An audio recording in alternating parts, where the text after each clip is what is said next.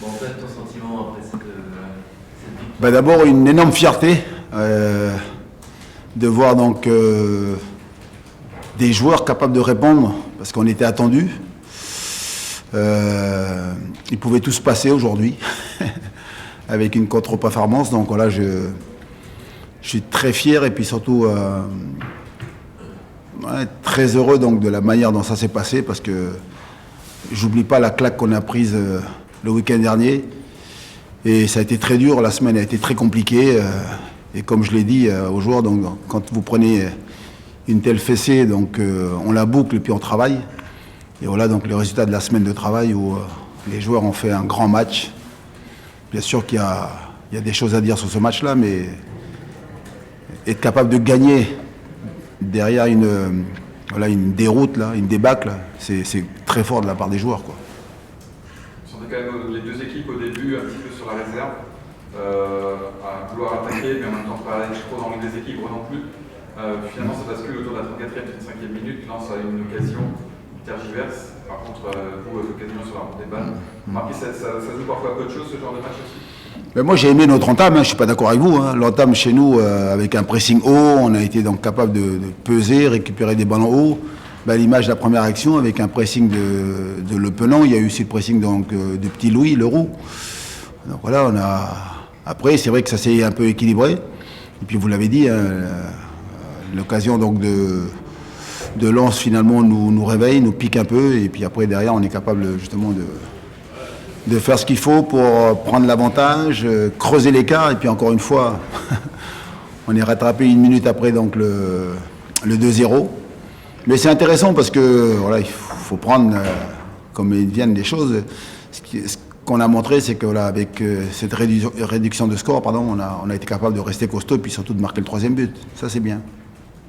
Même si on aimerait finir le match à 2-0. Et avec la pareille, il y a une énorme occasion de Lens pour égaliser, et sur la montée de balle, le point.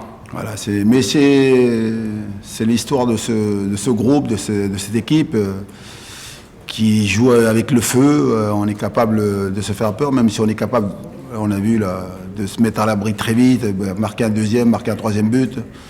Ça a été le cas dans l'entame de match à Monaco, même si tu as des occasions pour creuser l'écart et tu le fais pas. Et puis surtout, ce qui est embêtant ce soir, c'est ça, à 2-0, on doit faire mieux. Mais ça a été intéressant finalement, c'est passer par cette épreuve-là, ce moment difficile, pour voir comment on allait réagir. On a montré qu'on était capable de tenir et puis surtout de faire ce qu'il faut pour marquer ce troisième but et gagner le match facilement, quoi. Antoine, tu as des notes qui ont encore un peu de fébrilité dans l'équipe? Oui, on a ça. Mais c'est clair que quand vous sortez d'une telle fessée, et puis les résultats ne sont pas toujours bons en ce moment, donc voilà, ça faisait un moment qu'on n'avait pas gagné. Le dernier match qu'on avait gagné ici, c'est le derby face à Rennes, on est bien d'accord. C'est ça. Ça remonte. Donc il y a plein de choses qui font qu'aujourd'hui, voilà, on est encore dans le dur, on est encore dans la difficulté. Mais moi je signe tous les jours, si on est dans la difficulté et puis on finit par gagner les matchs, voilà. C'est bien. Maintenant on a encore du boulot, on a beaucoup de travail. Ils ont dû être un peu longs les 20 dernières minutes. La Lens était à 10 mais poussé, et puis il y a cet énorme arrêt de Lopez, comme disait Frédéric juste avant, dans les arrêts de jeu. Oui, mais ça c'est parce qu'avec tout ce qu'on a vécu, on sait que c'est une équipe qui est fébrile. Sur la fin de match, on n'est pas à l'abri d'un retour, donc forcément on a tendance à trop reculer. Et moi je passe mon temps à pousser les gars à avancer, à aller de l'avant, d'aller faire un pressing un peu plus haut, mais c'est compliqué. Voilà. Mais j'avais mis un schéma aussi à 5-3-2 à la fin pour justement bien couvrir la largeur, et puis avec un 3 minutes de terrain capable justement d'aller agresser l'adversaire, éviter de trop reculer. Mais bon, on a inconsciemment donc cette envie de préserver ce but-là. Puis après, c'est vrai que Anto, voilà, Lopez, je suis super content pour lui parce qu'il fait un arrêt décisif très très important qui nous permet de garder l'avantage. Et puis surtout, donc après, en fin de match, on finit par marquer avec Méchac.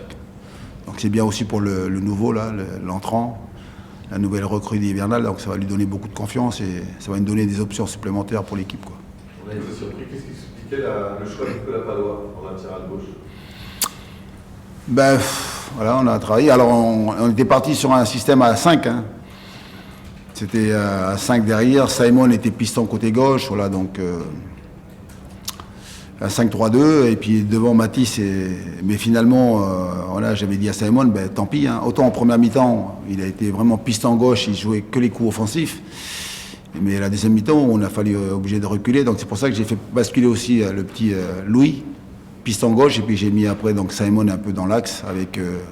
On a fini en 3-4-3, quoi. Voilà, c'était pour se réorganiser. Mais Nico, normalement, voilà, jouait axe côté gauche. Et puis finalement, avec le positionnement donc, très haut donc, de leur attaquant, il s'est retrouvé à la latérale gauche. Mais c'est bien parce que j'avais pas de souci de ce côté-là. On en avait parlé avant. Et il a retrouvé donc, ses cannes de jeune latéral gauche. Voilà, parce qu'il ne faut pas jamais oublier qu'il a joué latéral gauche toute sa carrière, quoi, avant d'arriver ici et jouer défenseur axial. Mais il a vite trouvé ses repères. Et puis d'ailleurs, vous avez vu qu'il a non seulement bien défendu latéral gauche, mais surtout souvent il a voulu donc apporter offensivement aussi. C'est ce qu'il a fait. Mais bon, c'est surtout une victoire d'équipe, hein, une victoire d'un groupe là qui s'est révolté après donc ce triste record donc du week-end dernier. Vous avez attendu quand même assez tard pour faire les premiers changements. Alors que on aurait pu penser que lorsqu'il passe à 10, la fraîcheur aurait pu vous donner encore plus d'avantages. C'est la volonté que le groupe travaille sur ces automatismes aussi.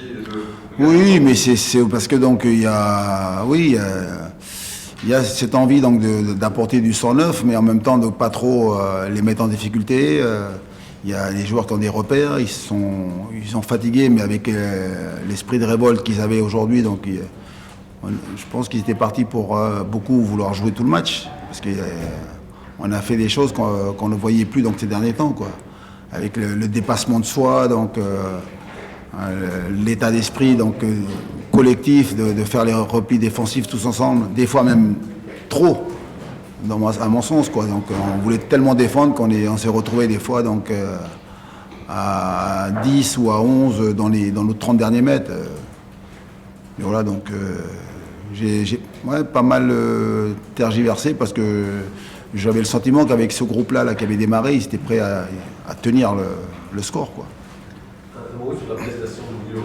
Comment vous l'avez trouvé Hors norme, parce que c'est vrai que voilà, on a eu des discussions pendant la semaine, on l'a préparé, et puis après il a su donc un peu avant le match qu'il allait démarrer, et donc j'avais demandé à ce que donc il travaille fort défensivement, qu'il soit bon donc dans les qualités qu'il a, à savoir donc aller agresser l'adversaire, capable d'aller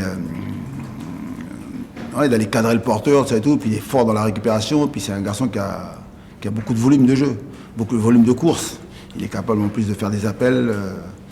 C'est un des plus forts qu'on est physiquement, quoi. Donc il n'a pas peur donc d'aller donc récupérer les ballons, d'aller dans la surface adverse. Et il a fait un gros match parce que donc c'est au-delà de ce que je voyais ce gamin faire. Donc fort dans la récupération, fort dans la proposition, et puis surtout donc voilà, quel rêve donc de démarrer avec en étant titulaire et marquer un but, quoi. Donc aujourd'hui, il va y avoir des étoiles plein la tête, là. C'est bien, on est content pour lui et puis content pour aussi. J'ai une pensée pour les éducateurs qui l'ont formé au FC Nantes, à toute l'académie, tout ça et tout. C'est aussi la récompense du travail de tous les éducateurs. C'est bien. Il fait partie de ces joueurs comme ça qui peuvent être l'avenir du FC Nantes. On sait que la formation, combien c'est important ici. C'est vrai que c'est un joueur qui a brillé notamment en Youth League. Ici, elle a pas joué l'an dernier. C'est un joueur qui a un fort potentiel. Il n'est pas le seul, hein. Vous avez vu depuis un certain temps, entre Nathan Zézé, donc Louis Leroux, Arba Guirassi, vous avez donc Demen, Tabibou, vous avez les petits Mathieu à Campandier aussi qui est avec nous, là. Donc ils sont 5-6 jeunes qui commencent à pointer le bout de leur nez, ouais. Mais de toute façon, vous avez vu aujourd'hui, je crois qu'il y a 5 jeunes, quoi. Plus sans compter donc Mathis, Abline, Joe Le Penant qui sont jeunes aussi, mais voilà, vous avez des jeunes de la formation, quand ils sont bons, ils sont avec nous, ils travaillent, et puis donc on les incorpore bien sûr facilement. Ce qui n'était pas le cas donc, quand la première année où j'étais arrivé, où là, la preuve, c'est qu'il n'y a pas beaucoup de jeunes qui sont sortis, que ce soit à Nantes ou ailleurs, quoi. Mais là, on a 4-5 bons jeunes qui aujourd'hui sont en train de frapper à la porte. Voilà. Donc à nous de travailler pour leur laisser donc leur donner du temps de jeu, mais il faut aussi quand on est jeune, il faut aller chercher. Hein. Il n'y a pas de cadeau, puis la concurrence est forte. Hein. C'est forcément que 3 points parce que ce n'était qu'un match de championnat, mais est-ce que pour toi et pour l'équipe, c'est un peu plus avec ce qui s'est passé la semaine dernière?